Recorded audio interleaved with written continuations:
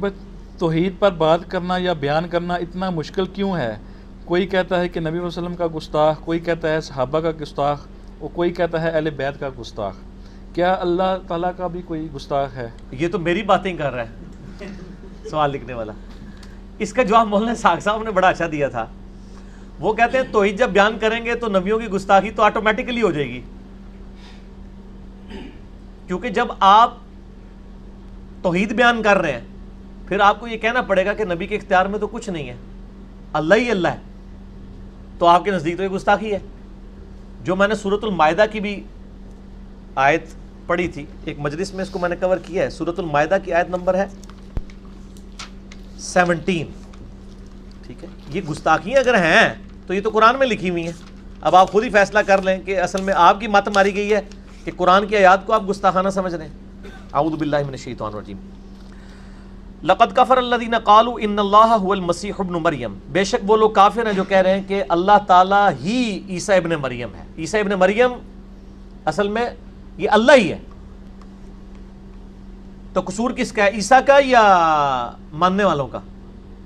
لیکن غصہ دیکھیں، قل فمن یملک من اللہ شیئا، اے نبی علیہ السلام ان عیسائیوں سے کہیے کہ اللہ کا کوئی کیا بگاڑ لے گا، ان ارادہ ان یہلک المسیح ابن مریم، اگر اللہ ارادہ کرے کہ مسیح ابن مریم کو ہلاک کر دے، وَأُمَّهُ اور اس کی ماں کو بھی، وَمَن فِي الْأَرْضِ جَمِيعًا اور جتنے زمین میں، یعنی سارے بزرگ ختم کر دے اللہ تعالیٰ، اور ختم نہیں، ہلاک کا لفظ استعمال ہوا ہے۔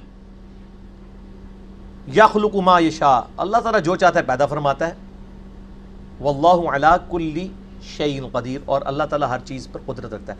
اللہ فرماتا ہے اگر اللہ عیسیٰ اس کی ماں سب کو ہلاک کر دے، اللہ کا کوئی کیا بگاڑ لے گا؟ عیسائیت نے شرک تو کیا تھا، اللہ کے ساتھ حضرت عیسیٰ کو کھڑا کیا، تو حضرت عیسیٰ علیہ السلام کو اللہ نے کیوں ٹارگٹ کیا؟ تاکہ توحید کو اسٹیبلش کیا جائے، اس کے بغیر بات ہی نہیں ہو سکتی۔ نبی علیہ السلام سے 3 دفعہ قرآن میں کہلوایا گیا ہے، قل انی اخاف ان عصیت ربی عذاب یوم عظیم۔ اے نبی علیہ السلام آپ فرمائیں بے شک مجھے بھی یہ خوف لگا ہوا ہے کہ بالفرض اگر میں نے بھی اپنے رب کی نافرمانی کی، مجھے بھی بڑے دن کا عذاب آ پکڑے گا۔ سورۃ الملک آخری آیات، قل ارأیتم ان اہلکنی اللہ ومن معی او رحمنا فمن یجیر الکافرین من عذاب علیم۔ اے نبی فرما دیجئے اگر اللہ مجھے ہلاک کر دے، میرے سارے صحابہ کو ہلاک کر دے، تو تم کس اکڑ میں ہو، کافر کس چکر میں ہیں کہ وہ بچ جائیں گے؟ ہم تو خود ڈرتے ہیں کہ اللہ کی نافرمانی کی وجہ سے ہمارے ساتھ یہ معاملہ نہ ہو جائے۔ اے سر کتاب و سنت والا خدا ہے، انڈیا پاکستان بنگلہ دیش والا خدا کوئی اور ہے، ٹھیک ہے؟ وہ بابیاں والا ہے، ایک کتابیاں دی گل ہو رہی ہے، نہ میں وابی نہ میں بابی، میں ہوں مسلم علمی کتاب۔ ذرا مسکینوں کی طرح بھی کبھی کہنا چاہیے نا، وہ کہنا نا ایک بار جھوم کے کہہ دو، آہستہ کہہ دو، یوں کر کے کہہ دو، ایک بار مسکینوں کی طرح بھی کہہ دو کہ نہ میں وابی نہ میں بابی، میں ہوں مسلم علمی کتابی، منو مسلمان رہن دو۔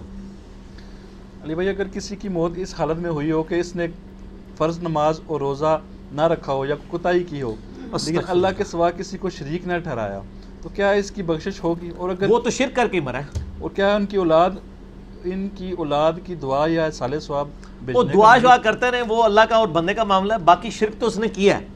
صحیح مسلم میں 246 نمبر حدیث ہے کہ بندے کے شرک اور ایمان، کفر اور ایمان کے درمیان فرق ہی نماز ہے۔ جب نماز ہی نہیں پڑھی، شرک کیا۔ ابو داؤد ترمذی کی حدیث ہے جس نے جان بوجھ کے نماز چھوڑی گویا کہ اس نے کفر کیا۔ ترمذی کے اندر موجود ہے، نبی علیہ السلام کے صحابہ کے بارے میں ایک تابعی کہتے ہیں کہ صحابہ کرام نماز چھوڑنے کے علاوہ کسی چیز کو کفر نہیں سمجھتے تھے۔ نماز چھوڑنا تو خود کفر و شرک ہے۔ ایک ایڈا نیک بندہ ہے کہ بس انہیں شرک نہیں کیتا، نہ نماز پڑھی نہ کچھ پڑھا۔ میرا یوٹیوب پہ ایک کلپ ہے باغیوں کو نمازی بنانے والی ویڈیو، اس میں نے یہ ساری احادیث بتائی ہیں، تو یہ توبہ کریں، شرک کے تو ایک درجے پہ وہ مرا ہے، باقی وہ اس طرح کا شرک نہیں جو کبھی معاف نہیں ہوگا، یہ اللہ کا فیصلہ ہے، ٹھیک ہے؟ اللہ تعالیٰ چاہے تو کلمہ گو مشرک کو بھی معاف کر سکتا ہے، یہ اس کا معاملہ ہے، لیکن ہم یہ کہیں گے اس کے لیے دعا کریں اور اس کو مرنے سے پہلے توبہ کروائیں، ٹھیک ہو گیا جی؟ بجائے کہ تسی میتھمیٹکس جو ہے نا حساب کتاب کرنا شروع کرتا ہے، یہ نہ کرو، ٹھیک ہو گیا؟